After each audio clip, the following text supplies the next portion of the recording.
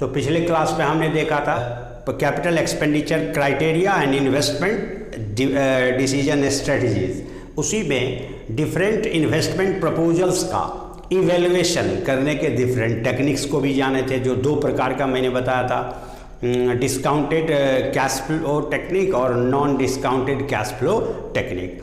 Non discounted को हम लोग ट्रेडिशनल अप्रोच भी कहते हैं और डिस्काउंटेड को मॉडर्न अप्रोच भी कहते हैं। तो आज पहले हम नॉन डिस्काउंटेड देखेंगे, जिसमें पहला average accounting rate of return. Average rate of return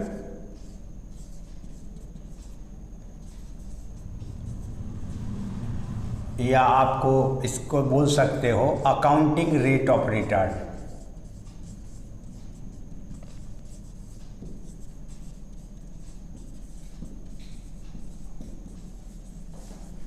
इस मेथड में प्रॉफिटेबिलिटी देखा जाता है, जो एस्टिमेट्स फाइनेंशियल प्रोजेक्शन के अंतर्गत किया गया है कि प्रोजेक्ट जो आइडिया सेलेक्ट किया गया उसके फिजिबिलिटी और अप्रेजलमेंट जो किया गया उसमें फाइनेंशियल प्रोजेक्शन भी किया जाता है। तो फाइनेंशियल प्रोजेक्शन के अंतर्गत cash flow estimates, profitability estimates, projected balance sheet आदि बनाया जाता है, जिस पे चर्चा हम लोग फाइनेंशियल प्रोजेक्शन के तहत इसके बाद करेंगे, इस टॉपिक के बाद। तो उसी फाइनेंशियल प्रोजेक्शन में जो प्रॉफिटेबिलिटी स्टेटमेंट्स है, अगले 4 साल, 5 साल, 10 साल यानी कमिंग पीरियड ऑफ टाइम के लिए प्रोजेक्ट का परफॉर्मेंस क्या होने की संभावना है, उसको प्रिडिक्ट किया जाता है, फॉरकास्ट किया जाता है। उस कैश फ्लो एस्टिमेट्स जो डिफरेंट इन्वेस्टमेंट प्रपोजल्स का हमारे सामने है, हो सकता है प्रोजेक्ट ए हो, प्रोजेक्ट बी हो, प्रोजेक्ट सी हो, 2, 3, 4 ऑप्शंस हमारे सामने हो सकते हैं। उसमें से एक को सेलेक्ट करना ही प्रोजेक्ट अप्रेजलमेंट का आधार होता है, उद्देश्य होता है।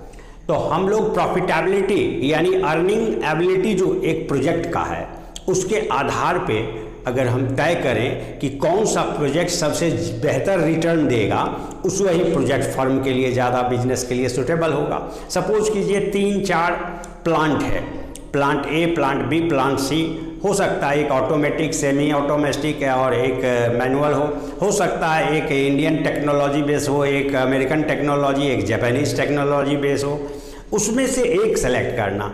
तो सभी प्लांट का जो प्रॉफिटेबिलिटी एस्टिमेट्स दिया हुआ रहता है, सबका एस्टिमेटेड लाइफ भी दिया हुआ रहता है, और इनिशियल कॉस्ट ऑफ इन्वेस्टमेंट प्रत्येक ऑप्शन में जो हमारा कैपिटल आउटले है यानी कैपिटल एक्सपेंडिचर जो शुरू में हमें लगाना होगा उस प्लांट में या उस इन्वेस्टमेंट प्रपोजल में, वो दिया रहता है। फिर उस इन्वेस्टमेंट प्रपोजल्स का उस प्रॉफिट के साथ परसेंटेज निकालते हैं, जो रेट ऑफ रिटर्न कहलाता है। तो इसके तहत हम लोग देखें तो स्टेप 1 सबसे पहला हम लोग जो क्या काम करना है, फाइंड आउट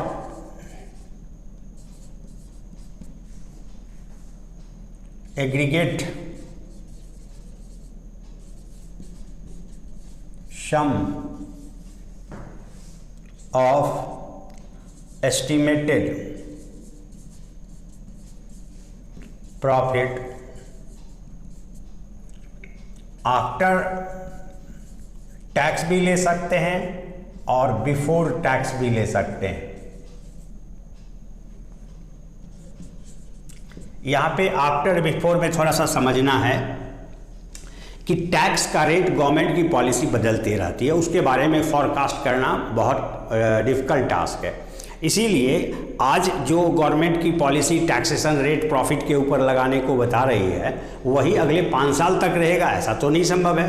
तो इसीलिए हम लोग ज़्यादातर प्रॉफिट टैक्स को इग्नोर कर देते हैं। तो हमेशा ये बिफोर टैक्स को ही कंसीडर किया जाता है ज़्यादातर। अगर आप लोग कोई दिक्कत नहीं, प्रॉफिट बिफोर टैक्स को ही कंसीडर करेंगे। तो find out aggregate sum of estimated profits after tax that are likely to be earned through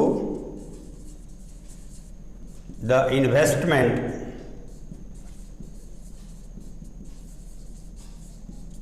proposals during its whole estimated life,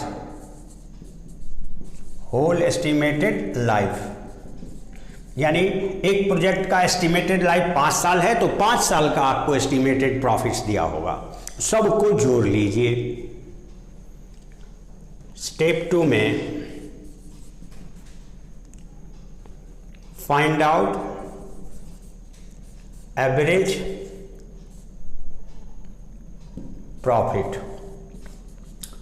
अब आप टोटल प्रॉफिट में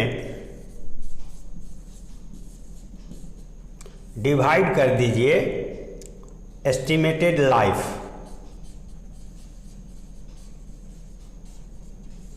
इन ईयर्स,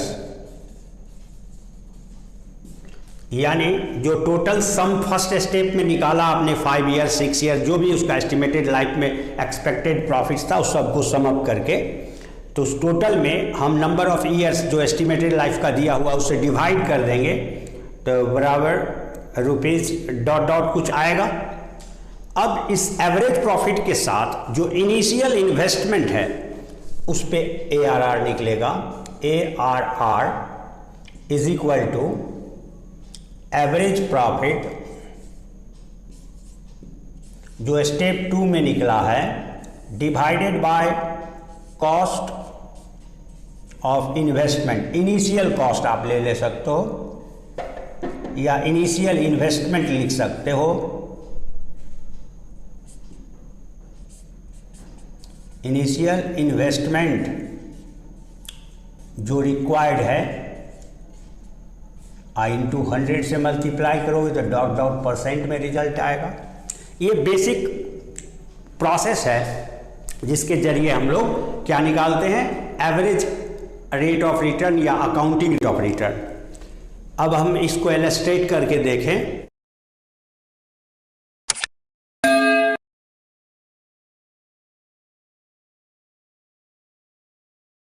एक एग्जाम्पल ले रहे हैं। सपोज आपके पास 2 ऑप्शन है इन्वेस्टमेंट का, प्रपोजल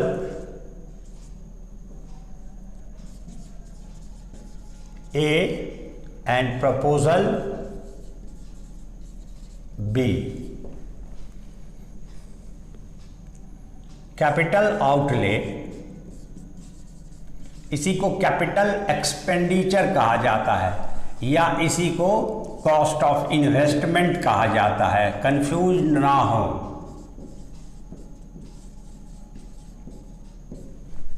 जो प्रारंभ में कैपिटल हमको लगाना होगा उस प्रोजेक्ट में वो दिया रहता है।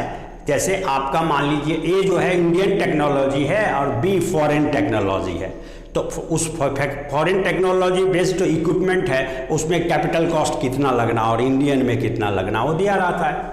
सपोज कीजिए 80,000 आपका इंडियन टेक्नोलॉजी का है और 1 लाख आपको फॉरेन टेक्नोलॉजी में रिक्वायर्ड है इन्वेस्टमेंट का। एस्टिमेटेड लाइफ,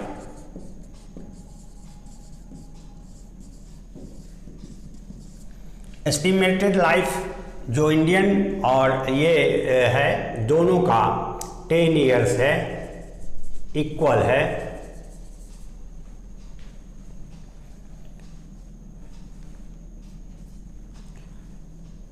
सैल्वेज वैल्यू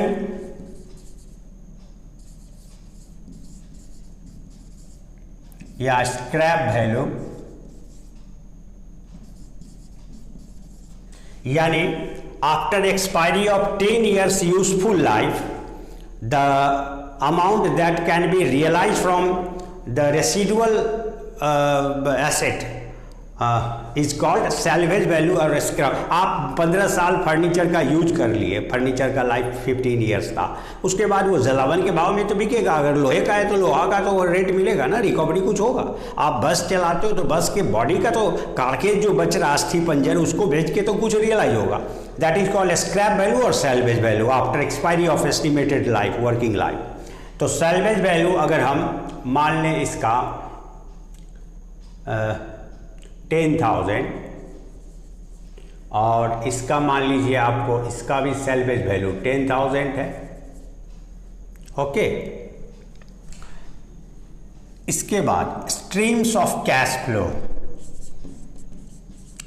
यानी अब अगले 10 साल इसका लाइफ है या 5 ईयर्स लाइफ है, इसको 5 ईयर करेंगे तो आसान होगा कैलकुलेट करना, लंबा हो जाता है। एग्जाम्पल 10 साल ईयर का डाटा लंबा होगा, तो आसान करने के लिए हमने इसको बदल के 5 ईयर्स कर दिया। तो स्ट्रीम्स ऑफ कैश इनफ्लोज, यानी इसी को दूसरी भाषा में क्या कहते हैं, profit, estimated profit, estimated earnings या प्रॉफिट।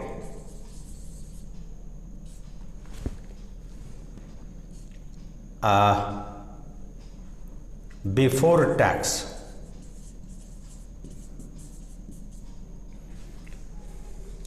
तो एस्टिमेटेड अर्निंग्स बिफोर टैक्स यानी टैक्स नहीं कटा हुआ है। तो first year, second year, third year, fourth year and fifth year, 5 years life है। फर्स्ट ईयर इस प्रोजेक्ट से आपको 6,000 रिटर्न मिलता है और इससे 10,000 मिलता है। सेकेंड ईयर आपको 10,000 मिलता है, ये 8,000 मिलता है। 15,000 मिलता है, 12,000 मिलता है। फोर्थ में 10,000 मिलता है, इसमें 15,000 मिलता है।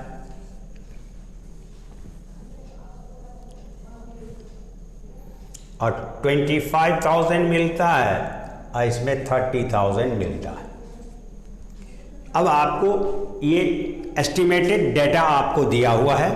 Now you will have to determine accounting rate of return और एवरेज रेट ऑफ रिटर्न। तो इसको हम लोग क्या करें, पहले टोटल कर लें, टोटल प्रॉफिट कितना है, एग्रीगेट सम निकालें। तो 10, 8, 18, 12, 30, 45, 75,000 आ रहा है। और इसका 16, 31, 41 और 66,000 आ रहा है। अब हम लोग एनुअल डेप्रिसिएशन निकालें तो ए का इनिशियल कॉस्ट कितना है 80,000 और उसका स्क्रैप वैल्यू कितना है 10,000 divided by 5 years, life is equal to ₹14,000। And B का निकालें तो वो 1 लाख है initial cost, 10,000 salvage value of 5 years estimated life ₹18,000। यानी इसका डेप्रिसिएशन का फॉर्मूला होता है cost minus scrap value divided by estimated life. ये ध्यान रखें फॉर्मूला के लिए, है ना।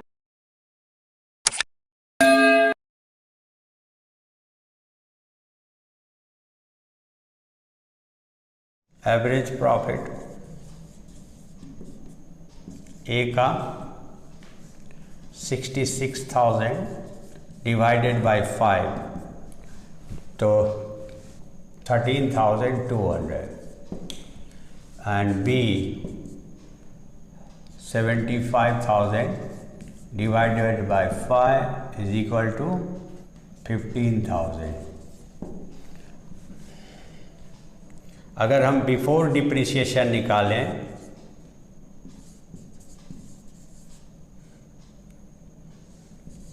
एवरेज प्रॉफिट को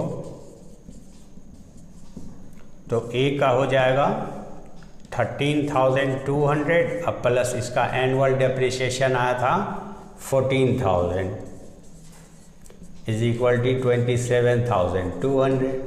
और बी का देखें तो 15,000 average profit plus depreciation 18,000, 33,000।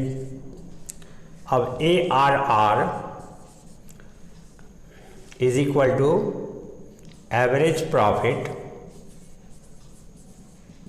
Into 100 divided by initial investment.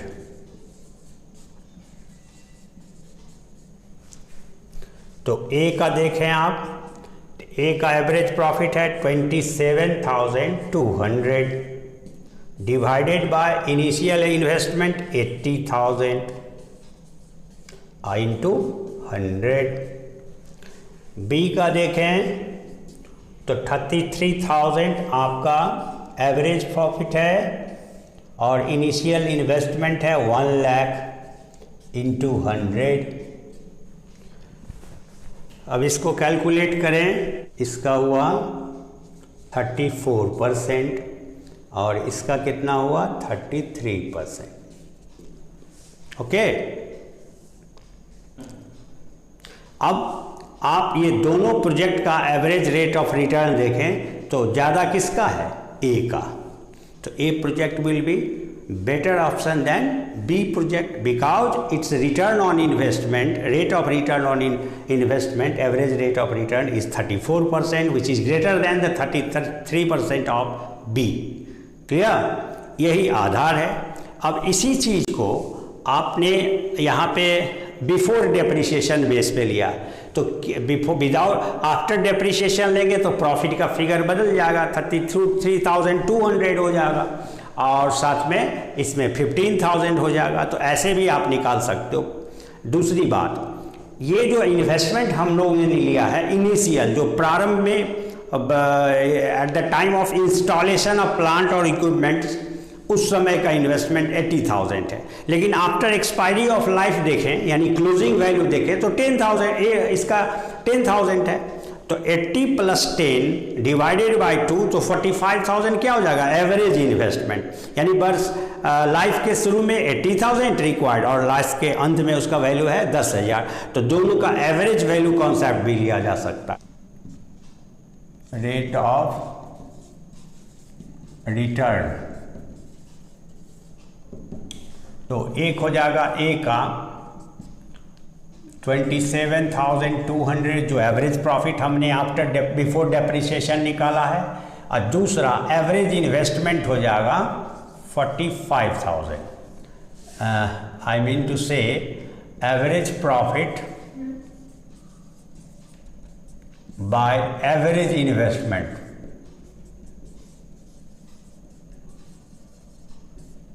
And 200 आप परसेंटेज के लिए करते हैं तो इसका परसेंटेज निकालेंगे। बी केस में देखें तो 33,000 था average profit divided by initial investment 1 lakh और क्लोजिंग इन्वेस्टमेंट 10,000 तो 55,000 है ना।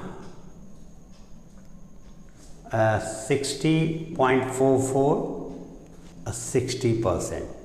इस रेट ऑफ रिटर्न में भी अगर आप देखें तो ग्रेटर कौन सा है, प्रोजेक्ट ए का।